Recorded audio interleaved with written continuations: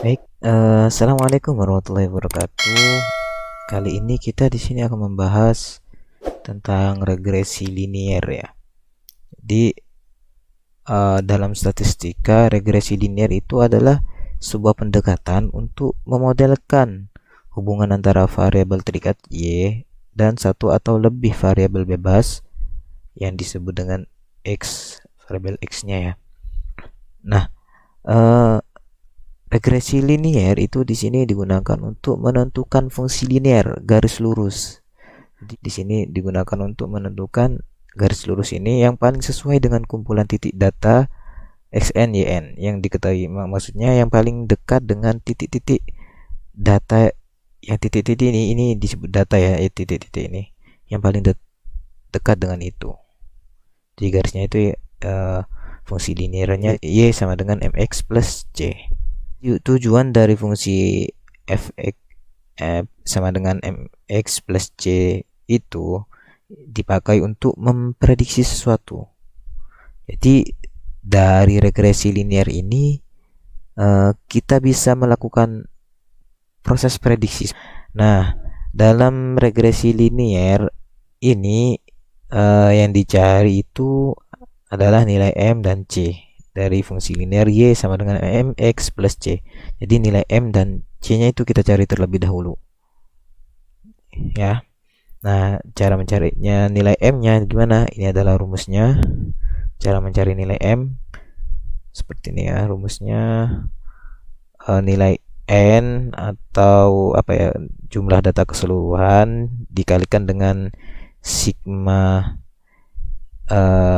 apa ya, jumlahnya dari xn kali yn itu jumlahnya dikalikan dengan itu nanti kemudian dikurangi dengan sigma xn nya atau jumlah keseluruhan xn kemudian dikalikan dengan jumlah keseluruhan y kemudian dibagi dengan nilai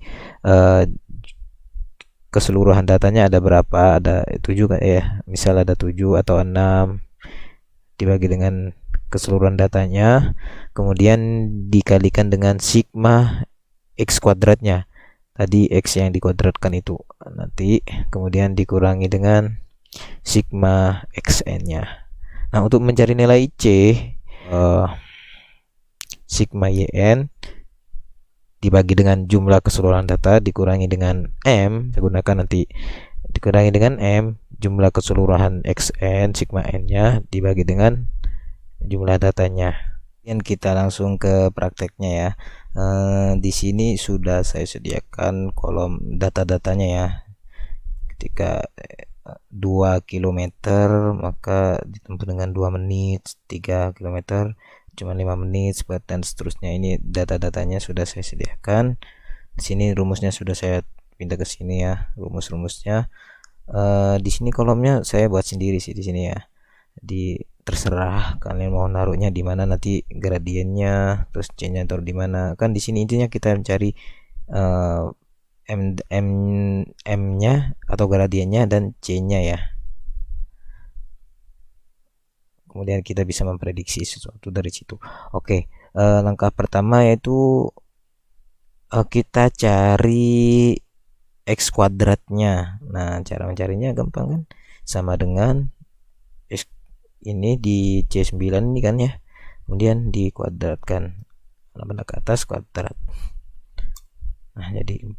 Kita bisa langsung tarik ini ke bawah sampai sini aja. Kemudian satunya x kali y, berarti ini kali ini ya, jadi sama dengan x kali itu menggunakan bintang kali y. Nice, kita bisa langsung tarik ke bawah. Nah, setelah itu kita apa yang harus kita lakukan? Kita nggak bisa mencari dengan nilai y aksen ini karena ini menggunakan m nanti, jadi kita harus cari ini dulu, jumlahnya dulu, jumlah dari keseluruhannya. Berarti kalau jumlah itu kita menggunakan rumus sum buka kurung, kita bisa tarik dari ini ya sampai ke bawah sini, tutup kurung, lalu enter. 73 kita bisa langsung tarik ke samping. Nah, setelah itu kan sum jumlahnya, kemudian kita cari juga rata-ratanya. Rata-rata itu average ya. Average sama caranya tarik dari atas ini sampai ke bawah, sampai ke data yang ketujuh ya. Lalu tutup kurung. Nice. Nah, ini tinggal ditarik-tarik. Dah ketemu jadi jumlahnya dan rata-ratanya. Nah, kemudian setelah ini apa yang harus kita cari, yaitu mencari gradien atau nilai M-nya. Nah, untuk mencari nilai gradien atau nilai M ini kita bisa menggunakan rumus yang ada di samping ini ya. Saya sudah taruh di situ. Jadi rumusnya itu sama dengan N. N itu adalah banyaknya data di sini ada 7 ya. Kita bisa buka kurung 2 kali karena di sini pembagian. Jadi kita buka kurungnya 2 kali, nanti bisa tutup kurung gitu ya. Nah, di sini 7 dikalikan dengan N ini ya, dikalikan dengan sigma XN dan YN. Sigma XN dan YN berarti ini kan. Sigmanya berarti ini dikalikan dengan ini. Lalu tutup kurung. Kemudian dikurangi dengan sigma XN. Sigma XN itu berarti ini. Buka kurung dulu, dikalikan dengan sigma XN. Langsung dikali dengan sigma YN. YN ini. Tutup kurung 2 kali ya. Nah, kemudian lalu kita bagi dengan bagi ini ya, N nya tadi kita buka kurung dan tutup kurung dulu. N nya tadi adalah 7 dikalikan dengan sigma X kuadrat. Nah, ini ya, sigma X kuadrat itu ini. Kemudian kita tutup kurung, kemudian kita kurangi, buka kurung lagi. Di sini sigma dari XN. Nah, sigma dari XN ini ya, tutup kurung. Nah, di sini kan ada kuadrat tuh ya. Nah, ini kan ada kuadrat, berarti kita kuadratkan juga. Cut 2. Itu kita enter.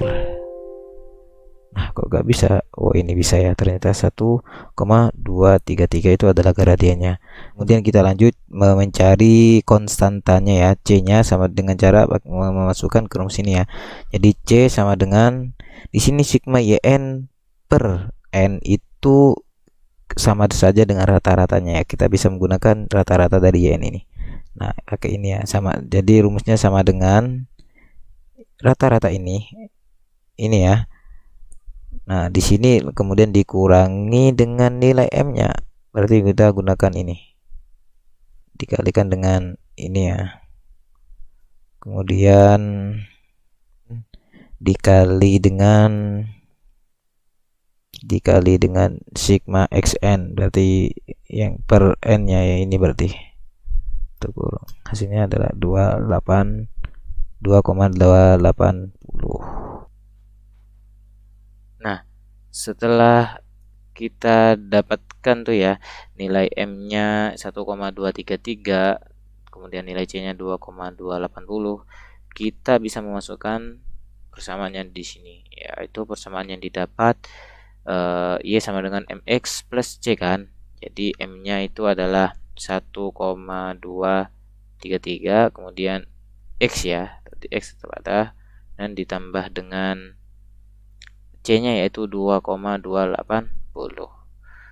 Nah, setelah kita tulis seperti itu, kita bisa mencari nilai Y aksen sudah setelah itu. Cuman di sini kita analisis error disucikan nilai X. Kita buat contohnya ya di sini ya. Jadi Y sama dengan kita buat contoh saja di sini. Y sama dengan kita masukkan nilai M-nya 1,233, X-nya kita masukkan juga, misal X-nya adalah 2 itu ya. Kemudian ditambahkan dengan nilai C-nya 2,280 tadi itu. Nah, oke, kita langsung aja ya. Nilai M udah kita dapat, kemudian nilai C sudah kita dapat, kita dapat semua. Jadi kita mencari nilai Y aksennya. Caranya itu sama dengan kita masukkan ya nilai X-nya. Y sama dengan nilai daripada ini ya, M-nya. Cuman kita kasih dia Fn F4 ya.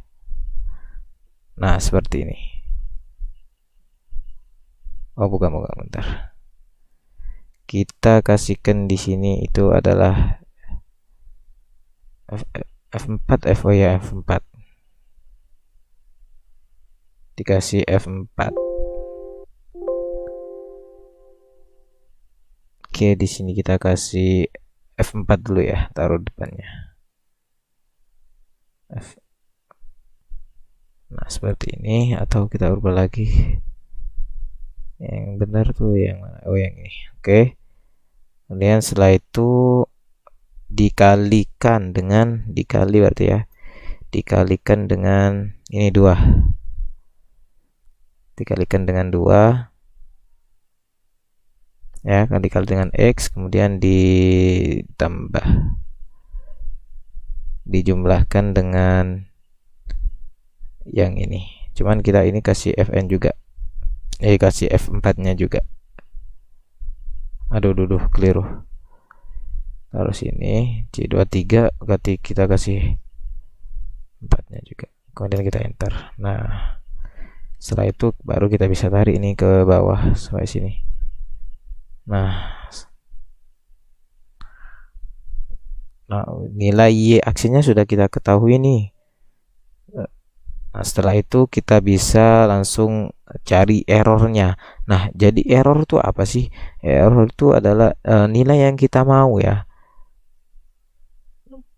Kan di sini ketika kita prediksinya 2 km itu bisa ditempuh dengan 2 menit saja. Ternyata setelah kita masukkan ke fungsi 2 km itu kita bisa tempuh dengan 4,7 menit, sekitar segitulah ya.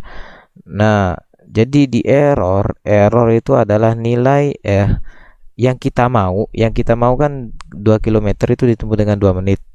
Ternyata hasilnya 4 menit. Nah, berarti di hasilnya adalah 4,746. Nah, jadi untuk nilai error itu kita bisa cari dengan rumus ABS.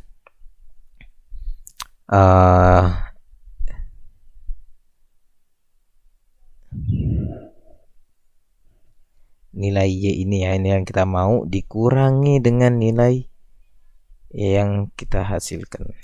Jadi errornya 2,746. Kita bisa tarik ini ke bawah. Nah, kemudian kita bisa cari rata-ratanya tadi seperti rumus tadi ya, average yang cari rata-rata. Kita bisa tarik ke bawah, tutup kurung. Nah, itu adalah errornya ya, rata-rata errornya kita bisa ambil. Kita sudah melengkapi semua tabel-tabel di sini ya. Nah, setelah itu kita bisa melakukan prediksi ini, coba ya. Kan di sini ketika 2 km ditempuhnya 2 menit. Tapi prediksi kita ya 2 menit. Ternyata setelah kita masukkan ke rumus ternyata 4,746. Nah, ketika itu 2 km, coba ketika berapa waktu yang dibutuhkan jika jarak yang ditempuhnya itu 21 km. Caranya gampang aja, kita bisa menggunakan fungsi utamanya tadi, yaitu Y sama dengan M ya, MX kan, MX plus C. Jadi M nya kita gunakan ini, cuman kita kasih F kunci gini ya, $, kemudian dikalikan dengan X nya, kita butuhnya jaraknya berapa, X nya jaraknya kita butuh 21, ketika 21 gitu ya. Kemudian dijumlahkan dengan ini dikali ya, kita kasih kali kayak gini, nggak usah tanda. Kemudian dijumlahkan dengan nilai ini, kita kasih kunci dia. Berarti ketika yang jarak yang kita tempuh itu 21 km, maka waktu yang dibutuhkan itu 28 menit. Nah, maka selanjutnya kita tulis dulu errornya di sini. Errornya tetap ya, ambil rata-ratanya di sini ya. Jadi saat kita tulis biasa aja boleh, 1,603. Nah, setelah itu kita cari intervalnya ini Yang untuk mencari interval di sini X lebih dari ini, di sini nih kita tulisnya waktu yang dibutuhkan dikurangi dengan errornya. Kemudian yang X kurang darinya di sini berarti ya, itu waktu yang dibutuhkan ditambahkan dengan errornya. Coba ya, caranya gini, sama dengan ini ya, waktu yang dibutuhkan ini dikurangi dengan errornya. Nah, lalu enter. Kemudian yang di sini X kurang darinya sama dengan waktu yang dibutuhkan ditambah dengan errornya. Nah, jadi ketemu. Jadi untuk intervalnya ya, waktu intervalnya itu antara 26,579 atau bisa jadi 29,785, itulah antara waktu sekian lah untuk menempuh waktu yang 21 km itu.